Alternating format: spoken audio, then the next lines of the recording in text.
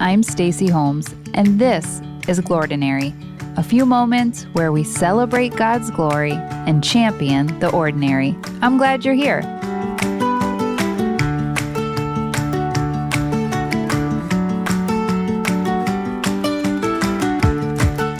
Beep, beep, beep, beep, beep, beep. I am a heavy sleeper. Correction, I was a heavy sleeper in my teen years. Something about motherhood, I suppose, turned me into a super light sleeper, sadly. I hear everything. If there's a disturbance in the force, Mama knows. But not back then. My alarm clock in high school registered somewhere between foghorn and sonic boom.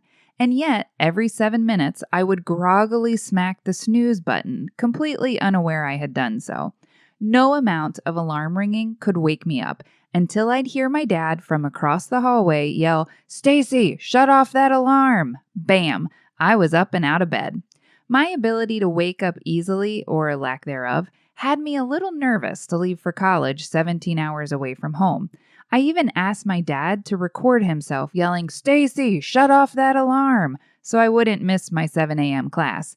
I don't know if I just grew up or if my roommate smacked some sense into me, but somehow I never missed that class. But that old alarm clock and my dad's own version of a wake-up call had me thinking about everyday life.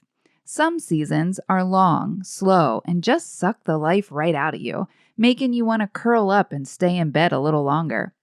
Other seasons move at such breakneck speed, you just want to collapse into bed and sleep until summer. But whatever this past season has been, as winter turns to spring, I'm reminded of my old alarm clock. I don't want to hit the snooze button on life. I want to wake up. And one simple way I've learned to do just that is through something called a seasonal examen, or examen, depending on who you listen to. Examen's a Latin word meaning to weigh accurately. It's where we get our English word examine. We talk about this in episode 99, Word of the Year. Still nope. A seasonal examen is similar to an end-of-the-year reflection, but instead of looking back over 12 months, we pause and peek ahead to our next season. Think of it like your alarm clock for life, helping you break the snooze cycle. This practice reminds me of Exodus 3, as Moses is just tending some sheep on the far side of the desert. He notices something unusual. A bush on fire, but not burning up. And the word says, Moses saw that though the bush was on fire, it did not burn up. So Moses thought, I will go over and see this strange sight, why the bush does not burn up. That's Exodus 3, 2 and 3. Moses noticed. He paid attention. He turned aside to see. In other words, he woke up. Kind of like a seasonal examen. So why do I do seasonal examens? Because I like to welcome in new seasons and stop hitting the snooze button on my life. Think of it as a little alarm clock that I set for my soul a few times a year. My seasonal examen reminds me of what's coming, and for me, that's a high school graduation. Say it isn't so, but it is. It's a big milestone, and I'll be honest, it makes my heart a little tender. But this examen gives me space to notice that, to remind myself to go easy on my heart this spring, to plan for little pockets of joy along the way, kind of like episode 96 called Joy Treats. Remember my sister? I'm going to treat myself to some crockpot liners. Yeah, some seasons we've got to plan in joy, even if that's treating ourselves to some crockpot liners.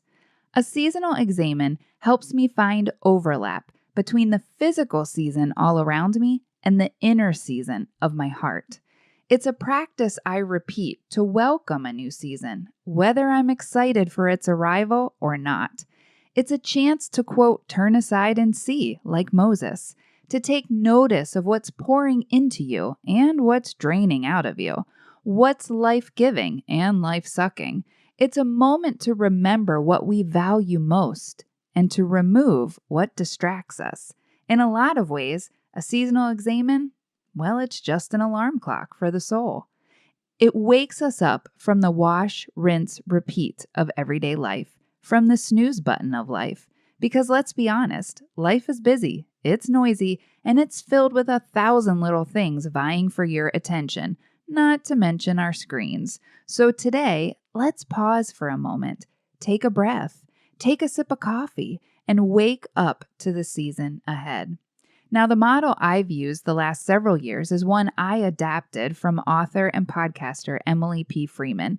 Think of these like 4 gentle alarm clock beeps, nothing jolting you, simply inviting you to stop hitting snooze and wake up this spring.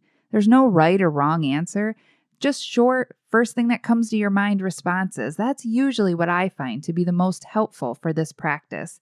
And as usual, these are all found in the show notes. So no worries if you're driving right now or grilling a burger or straightening your hair. I got you. Just listen and enjoy. No need to take notes. Number 1, spot. Spot where you are right now. Think of this like the spot on a map that says you are here. Spot where you are right now, physically, mentally, emotionally, spiritually. What is the state of your body? Just one word. Maybe it's tired, weary, rested, energized. Spot what your physical body is feeling as you're coming into spring. What's on your mind? What's going on in your heart? What questions are you carrying into this season? Number 2, see. See what needs your attention. What in your inner life needs care? What might you or your family members be facing between now and summer? Is there a decision you've been thinking about? A conversation you need to have? Is there something or someone you need to forgive, to lament, maybe to release? Number 3, skip. It's time to make some space. What can you skip this season? Is there something you can choose to no longer carry? Is there somewhere you can choose to be absent? Even the best of things in our lives can bring a mountain of stress to an overfilled season. So what can you skip this season? And number 4, savor. Plan your presence and savor what's filling you.